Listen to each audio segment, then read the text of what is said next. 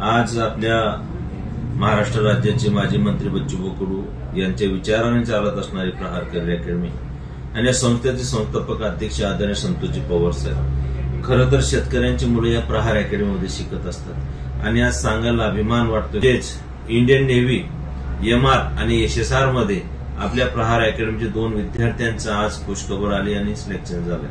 खरं तर महेश तिडके हा शेवगावचा अंतरवली या गावाचा शेतकऱ्याचा मुलगा एमआर मध्ये भरती झालेला आहे। त्याच पद्धतीने इंडियन नेव्ही एसएसआर मध्ये आदित्य धनवडे केळगावचा हा विद्यार्थी भरती झालेला आहे। आपल्याला मला एकच सांगायचंय, कष्टाला पर्याय नाही, सातत्य केल्याशिवाय कुठलाही पर्याय नाही।